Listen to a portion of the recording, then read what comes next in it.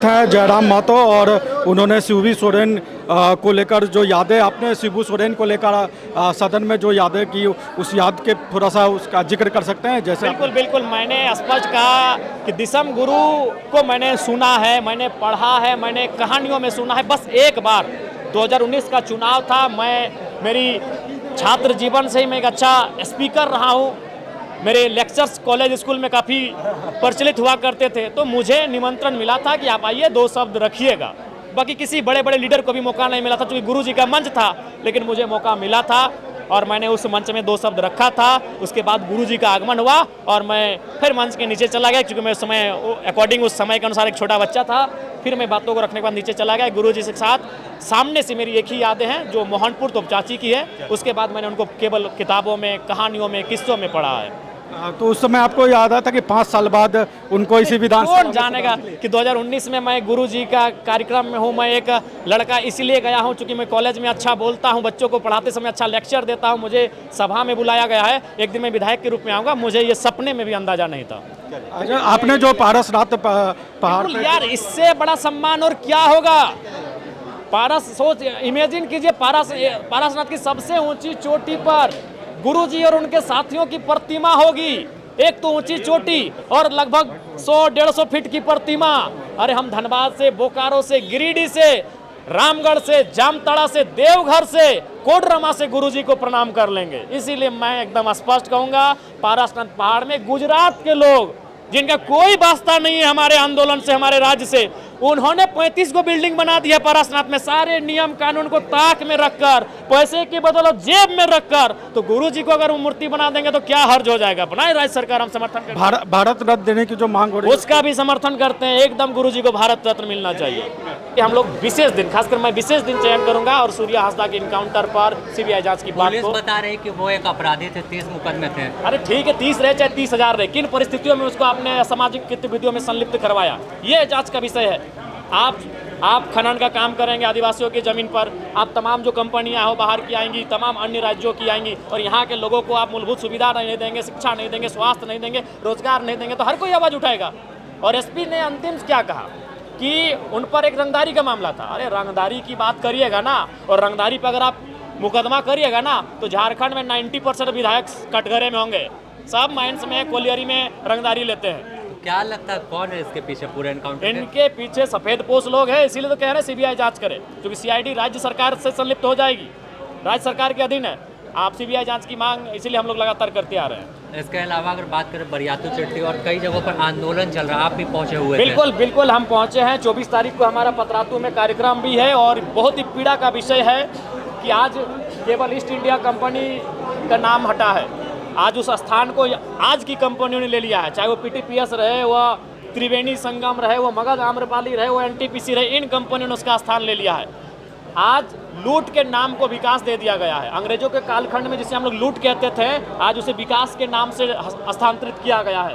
काम वही हो रहा है। जमीनें जबरन ली जाती थी, लाठी डंडा बरसाया जाता था, आज भी वही हो रहा है। जमीन जब जबरन ली जा रही है, लाठी डंडा बरसाया जा रहा है। लोगों को रात के 2 बजे 4 बजे सुबह घर से उठाकर काल कोठरी में भरा जा रहा है। 400-500 की संख्या में पुलिस एक किसान को पकड़ने आ रही है, एक रैयत को पकड़ने आ रही है। उतनी अगर माफिया जो इस राज्य के असामाजिक लोग हैं उनके ऊपर अगर गतिविधि करती तो इस राज्य में असामाजिक तत्व दिखते नहीं। तो बिल्कुल इस राज्य में आज सबसे ज्वलंत अगर कुछ है तो विस्थापन है।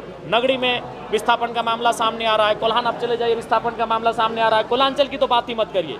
फिलहाल बड़का गाँव बिल्कुल इसलिए मैंने धधक रहा है क्योंकि वहाँ जो है, जो बागी बनी है, वो सरकार सत्ता पक्ष की पूर्व विधायक है। वर्तमान में वो कांग्रेस की एक बड़ी नेत्री हैं, और उनको एक धमकी भरे स्वर में, टन में बात किया जाता है। इससे आप समझिए कि उनका ताकत कितना है। उन अन्य राज्यों के अति धनी लोगों का कितना ताकत है, कितना हौसला है कि वो एक पूर्व विधायक को, जो जिनकी सरकार चल रही है, उसको इस वे में धमकी दे रहे हैं। देखिए, मुझे जहाँ तक लगता है और मेरी जहाँ तक समझ है, आप लोग भी समझदार हैं, हमसे अच्छे समझदार हैं, ये इलेक्टोरल बॉन्ड का खेल है भैया।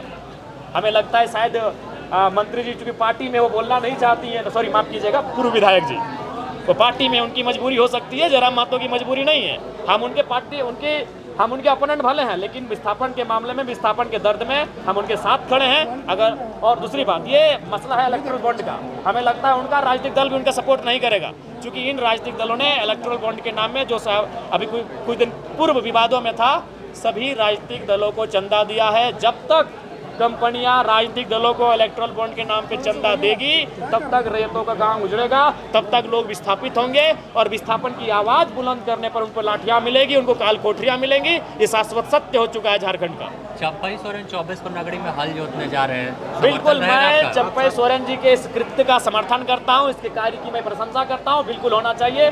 झारखंड की तमाम उन जमीनों पर जिनको आज से 50 साल पहले, आज से 60 साल पहले कंपनियों ने लिया है, लेकिन उसमें कुछ भी काम नहीं हुआ है, उन पर हल चलना चाहिए। ये नियम भी है, ये भूमि अधिग्रहण 2013 के कानून के तहत भी आता है कि वो ज़मीनें वापस होनी चाहिए, और वो ज़मीनें तभी वापस होगी जब गांव वाले भारी संख्या में जाकर वहाँ हल चलाएंगे। मैं चंपई जी के इस कृत्य का सराहना करता हूँ, समर्थन करता हूँ। आप उनके साथ हैं? बिल्कुल उनके साथ, इस कार्य में उनमें उनके साथ हूँ। 9 सालों से जेटेट नहीं होने की वजह से जेटेट का मसला बिल्कुल शून्यकाल में उठेगा। जेटेट का मसला मैं 26 तारीख को लोग आंदोलन करने जा रहे हैं, उनके आंदोलन का मैं समर्थन करता हूं। बिल्कुल, ये इस राज्य की घोर लापरवाही है, घोर अनियमितता है कि जिनके कंधों पर, जिनके हाथों में राज्य की बागडोर है, जो युवा इस राज्य को एक दिशा देंगे, जो युवा इस राज्य को एक दशा देंगे, और आज वो अगर हताशा भरे जीवन का अनुभव कर रहे हैं, तो मुझे लगता है राज्य की सरकार को गंभीरतापूर्वक सोचने की आवश्यकता है। आप प्रसाद कह रहे हैं कि उनका भी इनकाउंटर हो सकता है। देखिए, उनका भय जायज़ है। मैं उनके प्रति इस काम के लिए, विस्थापन के मुद्दे पर सहानुभूति रखता हूँ। भले चुनाव में हम लोग दो हाथ करेंगे, वो अलग मसला है। कोई रहे, अगर वहाँ कोई भी नेता रहे, अम्बा प्रसाद जी रहें, रोशन लाल चौधरी जी रहें, या मनीष जायसवाल जी रहें, या हजारीबाग के प्रदीप प्रसाद जी रहें, अगर विस्थापन के मुद्दे पर वो अपने आप को असहज पाते हैं, यदि उनकी सरकार होने के बाद भी उनकी सुनी नहीं जाती है, तो निसंदेह मैं उनके लिए अपनी आवाज़ बुलंद करूंगा, क्योंकि विस्थापन एक ऐसा दर्द है जो राजनीतिक दल से ऊपर होता है। विस्थापन के दर्द पर मैं हर एक झारखंडी भाई के, हर एक झारखंडी लोगों के साथ खड़ा हूँ। हमजा के एनकाउंटर के पीछे की मुख्य वजह क्या? मुख्य वजह यही है कि संथाल परगना, मेरी बातें आज आपको सुनने में कड़वी लग सकती है, लेकिन मैं कहना चाहूँगा, संथाल परगना केवल नाम का संथालों का है, केवल नाम के संथालों का है। संथाल परगना के जितने भी औद्योगिक सेक्टर हैं, जितने भी इनकम के सेक्टर हैं, वहाँ संथाल नग्न हैं। वो तो आरक्षित सीटें हैं, इसलिए उनके विधायक और सांसद चुन के चले आते हैं, नहीं तो संथाल परगना केवल नाम के संथालों का रह गया है। वहाँ न संथालों की सुनी जा रही है, न संथालों की कोई कही जा रही है। आज वो एक डर के साये में जीवन यापन कर रहे हैं, खासकर सूर्या हांसदा के इनकाउंटर के बाद वो लोग डरे सहमे हैं। लेकिन ये हुआ अच्छी बात कि वहाँ बहुत सारे राजनीतिक दलों के लोग पहुँचे, भले आप उसे राजनीतिक रोटी सेकने जैसा कुछ भी नाम दें, लेकिन इससे वहाँ के लोगों को एक हौसला मिली। चाहे वो मेरे जाने से हो या मेरे जाने के तुरंत बाद अर्जुन मुंडा के नेतृत्व में जो टीम गई थी उनके जाने से हो, उन वहाँ स्थानीय लोगों को संथाल परगना के शोषित वंचितों को हौसला मिला है, ताकि वो भविष्य में फिर अपनी आवाज़ को मुखरता के साथ उठा पाएंगे। किया जा रहा है कि वहाँ के सारे जो पत्थर कारोबारी हैं, पत्थर सबसे बड़ा चीज़ है, पत्थर कारोबार। जैसे कोयलांचल में आज से और अभी भी इक्का दुक्का घटना हो जाता है। 70-80 के दशक में जैसे कोयलांचल में सुरेश महतो, शक्तिनाथ महतो, मणिनाथ मंडल, रसिक हांसदा, नेपाल रवानी की हत्या हुई थी, जिस प्रकार हत्याएं की जाती थी, आज उसी प्रकार संथाल परगना में अवैध जो खनन चल रहा है, पत्थर का पूरा पत्थर है, साहेबगंज, पाकुड़, दुमका में पत्थर ही पत्थर है। तो उस कारण से आज जिस प्रकार कोयलांचल में हत्या होती थी, आज संथाल परगना में हो रही है और आगे भी होंगी। ये मैं मीडिया के सामने कहूँगा। तो आगे अगर ना हो तो सरकार को अपना शिकंजा कसने की आवश्यकता है माफिया तंत्र पर।